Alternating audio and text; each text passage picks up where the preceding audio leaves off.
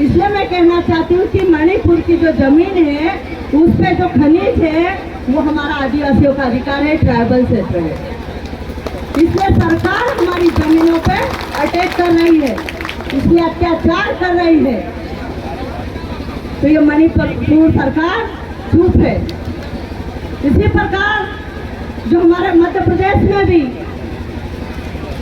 कुछ समय पहले, साल भर पहले नेमावर की घटना देख लो, नीमच की घटना देख लो, बिस्तान की घटना देख लो, तो हमारे समाज पे अत्याचार सिर्फ और सिर्फ इस देश पे कब्जा करने के लिए कर रहे हैं। साथियों, ये आपको समझने की जरूरत है। आज हम बोल रहे हैं हमारे लिए यो योजना ला रहे हैं, योजना हमारे लिए नहीं है ये साथियों।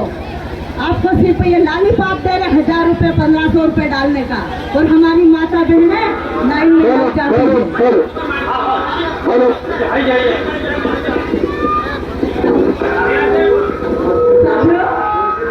मेरी बहनों को मैं बोलना चाहती हूँ, आप सशक्त बने, क्योंकि इस देश के जो सिस्टम चलाने वाले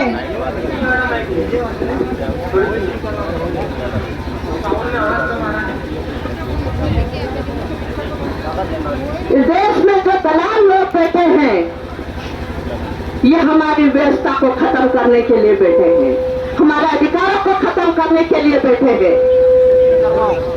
क्योंकि हम मालिक है, लेकिन मालिक की बेटी के साथ जो गलत अन्याय करेगा उसको सहा नहीं जाएगा। साथियों, अब ये चुनाव आ गया है, आपके पास में 1000 पार्टी वाले लोग आएंगे, हम आपका ये भला कर देंगे, हम आपका ये भला कर देंगे।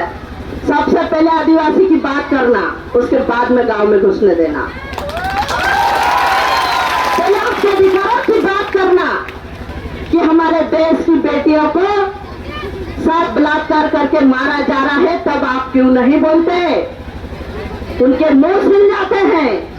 ऐसी पार्टियों को गांव में घुसने नहीं देना चाहिए। साथियों, हमारे नेता प्रतिनिधि बैठे हैं, हमारे सांसद मंत्री सब बैठे हैं। आज एक वो पेशाब करके चलेगा हमारे समाज के ऊपर, उसके लिए मुट्ठी भर लोगों ने चंदा इकट्ठा करके उसके घर बनवा रहे। कितनी शर्म की बात है, इस देश में जो मालिक है उस पर मुद्दा जा रहा है, और जो गुनहगार है, जो दोषी है, उसके लिए उसका समाज पैसा इकट्ठा करके घर बनवा रहा है। ये समाज की ताकत है उन लोगों की, और हमारा समाज पार्टियों में आपस में लड़ रहा है। साथियों, हमको समाज को बचाना है। साथियों, राजनीति आएगी और जाएगी, ऐसा प्रतिनिधित्व चुनना चाहिए जो हमारे हक अधिकार की बात करे। ऐसा हमारा जनप्रतिनिधि चुनना चाहिए। साथियों, हमारी महिलाओं को मैं बोलना चाहती हूँ, आज ये समाज की बहनें होती है, आज किसी भी वाद विवाद की बात होती है तो मुट्ठी भर चावल लेके चले जाती है, लेकिन हमको हमारी सामाजिक विचारधारा हमको लाना है, मिशन में जाना है। जो हमारे ये युवा, जो देश के युवा दिन रात मेहनत करके केडर करके मिशन चला रहे हैं, उसको फॉलो करना चाहिए।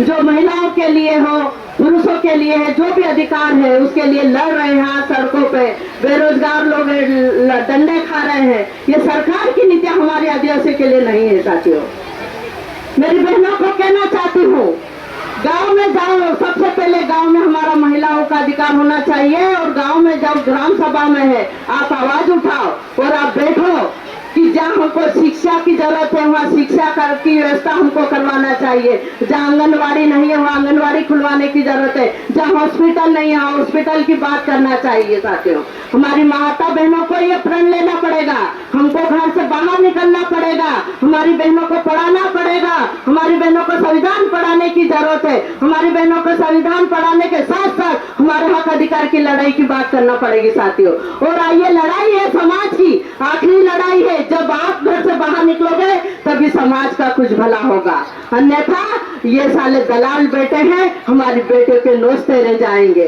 और हम कुछ नहीं कर पाएंगे। साथियों, हमारी ताकत बढ़ाने की जरूरत है, और इस समय हमको चुनावी माहौल में हमको नहीं जाना, हमारे अधिकार की बात करने की जरूरत है। साथियों, कौन क्या कर रहा है, कौन क्या, आपस में मत लड़ो।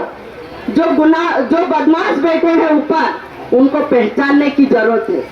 जो सिस्टम में बैठे हैं उनको पहचानने की जरूरत है।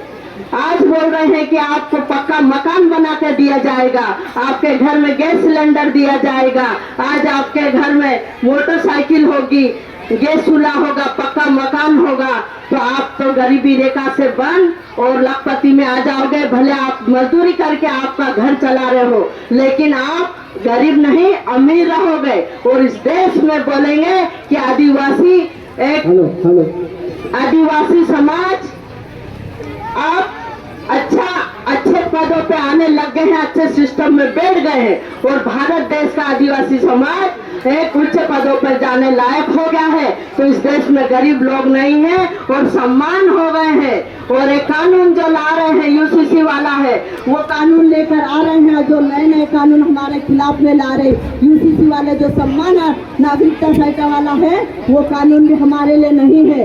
इस भारत देश का जो आदिवासी है, जो दूसरे समाज के लोग हैं, वो एक समान है। लेकिन हम कहना चाहते हैं कि इस देश का आदिवासी समाज मूल मालिक है। हम सम्मान नहीं होंगे, क्योंकि हम सम्मान कैसे होंगे? क्योंकि हम प्रकृति के साथ चलने वाले, प्रकृति को मानने वाले, हमारी संस्कृति, हमारा इतिहास, हमारी परंपरा, ये सबसे अलग है। और इस देश और दुनिया में सबसे पहले माना जाता है आदिवासी इस देश का मालिक है और भगवान से पहले हमारा समाज आया है और हमारा आदिवासी समाज हुआ है। तो हमारे बिरसा मुंडा ने कहा है कि मैं विचारों को मानता हूँ, भगवान को नहीं मानता हूँ। तो हमको सबसे पहले आदिवासियत को जिंदा रखना है साथियों। और सबसे पहले मैं कहना चाहती हूँ, जो हमारी महिलाओं के साथ अत्याचार हुआ है, तो मैं बोलना चाहती हूँ आपको घर से निकलना पड़ेगा, लड़ना पड़ेगा, संघर्ष करना पड़ेगा। तो आप किसी कलेक्टर हो, एसपी हो, आपको बोलने की जरूरत है, शर्मा के डर के घर में बैठने की जरूरत नहीं है। मेरी माता बहनों को आपका समाज आपके साथ में है। आज पलायन के लिए हमारी माता बहनें जा रही है गुजरात, महाराष्ट्र, उनके साथ अत्याचार हो रहा है, उनके साथ जो गलत घटनाएं हो रही है। आज मध्य प्रदेश की बेटियां मुक्त हो गई है, जमीन निकल करके आसमान निकल गए, पता नहीं है।